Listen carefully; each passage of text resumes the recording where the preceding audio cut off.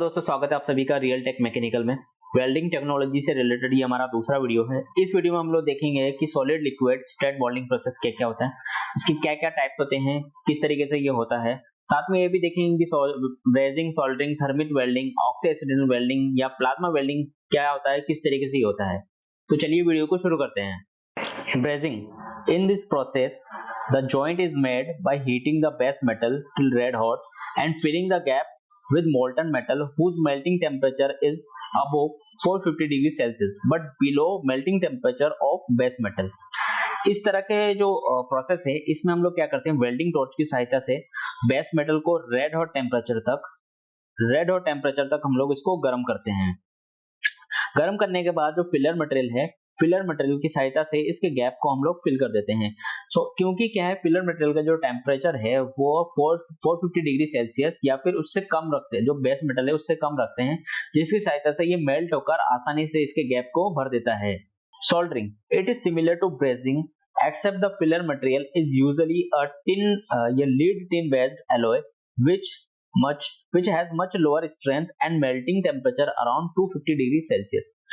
इस तरह के जो प्रोसेस है उसको वो जो प्रोसेस है वो ब्रेजिंग के जैसा ही सिमिलर होता है, बट इसमें क्या होता है, हम एक लीड और टिन बेस्ड अलॉय का यूज करते हैं। फिलर मटेरियल जो है लीड और टिन का बना होता है और इसकी जो स्ट्रेंथ जो है काफी कम होती है और इसका टेम्परेचर, मेल्टिंग टेम्परेचर है वो ओनली 250 डिग्री सेल्सियस तक होता है, तो बहुत ही ज्यादा कम होता है। अब ये इसमें एक सोल्डरिंग आयरन का यूज करते हैं। सोल्डरिंग आयरन क्या होता है, इसमें आगे की तरफ एक आयरन का एक टिप होता है जहां से हम हीट को जहां से हमारा हीट प्रोड्यूस होता है।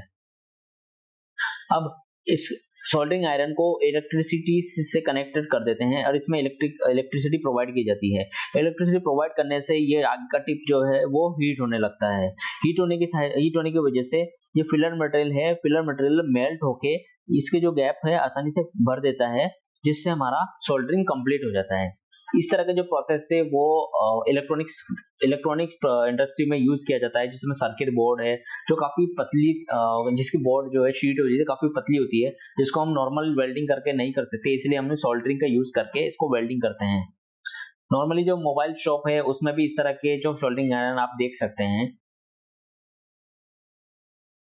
Thermite welding, it is a chemical reaction welding process in which weld joint is produced by pouring of superheated molten metal around the joint to be welded। इस तरह का जो वेल्डिंग होता है वो रेलवे ट्रैक जो हमारी होती है, रेलवे ट्रैक्स है उनकी लाइंस को वेल्डिंग करने के लिए इस तरह का वेल्डिंग यूज किया जाता है। क्योंकि जो रेलवे ट्रैक की जो लाइन होती है उनकी थिकनेस बहुत ज्यादा होती है, उसकी स्ट्रेंथ काफी ज्यादा होती है, उसको नॉर्मली वेल्डिंग करके उसको नहीं जोड़ सकते हैं, इसलिए इसको पिघला हुआ धातु में इसके ऊपर पोर करते हैं और इसके गैप को फिल करके वेल्डिंग कर देते हैं। इसके लिए हम लोग क्या करते हैं, एक बॉक्स रेडी करते हैं। उस बॉक्स में 3 तरह के गेट होते हैं। एक होता है हमारा पोरिंग गेट जो सबसे ऊपर की तरफ होता है, ऊपर की साइड में एक और होता है जिसको हम राइजर बोलते हैं। राइजर का काम ये है कि जब हम इसको मेटल को पोर करते हैं तो जो पिघला हुआ धातु है कितना हमारा भर चुका है उसको हम लोग चेक करने के लिए राइजर का उपयोग करते हैं। यहाँ से जो हमारा मेटल जो है पूरा थोड़ा बाहर आना चाहिए, थोड़ा सा इसको बाहर आता है तभी हम कंप्लीट पोर करना बंद कर देते हैं। नीचे में हॉरिजॉन्टल साइड में एक हीटिंग गेट होता है, इसमें एक हम लोग आयरन प्लग फिट कर देते हैं, जिसकी सहायता से हीट जो मेटल जो है यहाँ से बाहर ना आए और एक्सेसिव हीट ओनली थोड़ा बाहर हो जाए ताकि ये कूलिंग कर सके इसकी। अब ये जो पार्ट है इसको हम लोग वेल्डिंग करना है, तो इसको हम इस डायग्राम में समझते हैं। ये 2 पार्ट है जिसके गैप को हमको पिघला हुआ धातु भर के इसको हम लोग वेल्ड करना है। तो हम लोग क्या करते हैं, ऊपर से ये पोरिंग जो मोल्टन मेटल है वो हम ऊपर से पोर करते हैं और पूरे गैप को अच्छे से भर देते हैं और इसको ठंडा होने देते हैं। जैसे ये ठंडा हो जाता है इस बॉक्स को ओपन कर लेते हैं और एक कंप्लीट हमारे पास एक परमानेंट जॉइंट हमारे पास प्राप्त हो जाता है। बाद में इसका थोड़ा जो बाहर उभरा हुआ पार्ट होता है इसको मशीनिंग की सहायता से इसको सिमिलर कर दिया जाता है। क्योंकि रेलवे ट्रैक्स में जो होता है हमको किसी तरह की डिससिमिलरिटी नहीं चाहिए होती है, पूरा का पूरा ट्रैक हमारा इवन होना चाहिए, तभी हमारा जो ट्रेन है वो स्मूथली ट्रैक पर चल पाएगा। ऑक्सी एसिटिलीन वेल्डिंग, इस वेल्डिंग को हम लोग गैस वेल्डिंग भी बोलते हैं।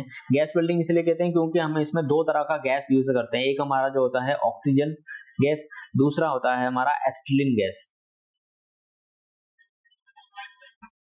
इन दोनों सिलेंडर के ऊपर में एक प्रेशर रेगुलेटर होता है जहां से हम इसके प्रेशर को ऑपरेट कर सकते हैं।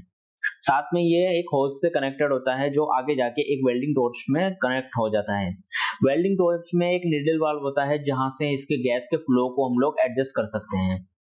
जब यहाँ से गैस रेगुलेटर को ओपन किया जाता है और नीडल वाल्व की सहायता से ओपन करके हम यहाँ पे गैस को फ्लो होने देते हैं और यहाँ पे इग्नाइट कर देते हैं गैस को, और नीडल वाल्व की सहायता से इसके फ्लो को मेंटेन करके हमारा जो वर्क पीस है उसके सरफेस को हम लोग अच्छे से हीट कर देते हैं। इन दोनों सरफेस को हम अच्छे से हीट करते हैं जिससे हमारे पास यहाँ पे हीट होकर मेटल पिघलने लग जाता है। पिघलने की वजह से ये दोनों मेटल आपस में चिपक जाते हैं और एक वेल्ड फॉर्मेशन क्रिएट कर लेते हैं। Plasma arc welding, plasma arc welding TIG welding की तरह ही होता है। टीआईजी वेल्डिंग जो हमारा होता है tungsten inert gas welding, tungsten inert gas welding होता है। As the arc is formed between the pointed tungsten electrode and the workpiece, TIG welding में क्या होता है, जो हमारा वर्कपीस है और हमारा इलेक्ट्रोड है, इनके बीच में एक आर्क प्रोड्यूस किया जाता है जिससे आप दोनों मेटल को मेल्ट करके वेल्डिंग किया जा सकता है। इसमें क्या करते हैं, एक होल्डर होता है जिसकी सहायता से हम लोग इसके जो हमारा इलेक्ट्रोड है इसको हम होल्ड करके पकड़े हुए रहते हैं। हाउएवर अब प्लाज्मा आर्क वेल्डिंग में क्या होता है, by positioning the electrode within the body of the torch. अब इसमें क्या करते हैं, इलेक्ट्रोड को टॉर्च के बॉडी में ही फिट कर देते हैं अंदर में।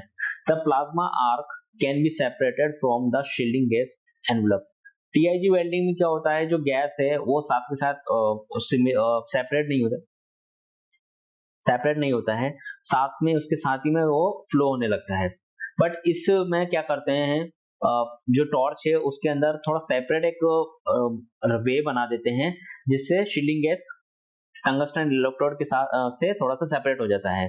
Plasma is then forced through a fine bore copper nozzle which constrict the arc. ठीक है, अब जो प्लाज्मा जो है उसको प्लाज्मा जो है वो एक फाइन बोर यानी कि बहुत ही उसका जो होल होता है बहुत ही छोटा होता है, उस नोजल में से इसको फ्लो किया जाता है तो एक जेट के रूप में ये बाहर निकलता है। इसको हम लोग एक डायग्राम से समझते हैं। जैसा कि इसमें दिखाया गया है, ये प्लाज्मा आर्क वेल्डिंग का एक टॉर्च है जिसके अंदर में बॉडी के अंदर में हमारा ये टंगस्टन इलेक्ट्रोड हमने फिट कर दिया है।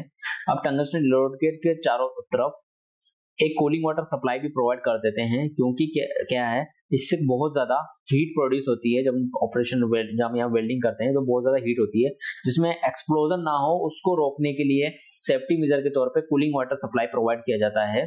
और इसके बाद में हम एक वे और रहता है इसमें जिसमें हमारा शील्डिंग गैस फ्लो करता है। शील्डिंग गैस इस साइड से हमारा जो बाहर निकलता है, जो जेट के चारों तरफ से बाहर निकलता है, जो क्या करता है, जो जेट जो बाहर निकल रही है उसके हीट को चारों तरफ फैलने से रोकता है ताकि हमारा वर्कपीस जो है खराब ना हो।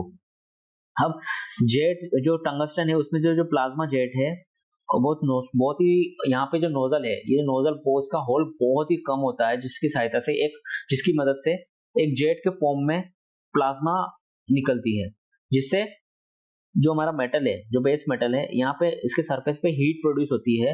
हीट प्रोड्यूस होने की वजह से ये मेल्ट होने लगता है और मेल्ट होके आपस में वेल्डिंग हो जाता है। शील्डिंग गैस का काम ये है कि इसकी हीट को शील्ड करता है, इधर चारों तरफ फैलने नहीं देता है, इसकी हीट को एक ही जगह पे बनाए रखता है जिससे मेटल आसानी से मेल्ट हो जाता है। आई होप आपको हमारा वीडियो अच्छा लगा होगा। अगर हमारा वीडियो आपको अच्छा लगे तो इसको लाइक करें, शेयर करें और सब्सक्राइब जरूर करें हमारे चैनल को, ताकि इसी तरीके से मैं आपके लिए नए नए वीडियो लेके आऊं। Thank you.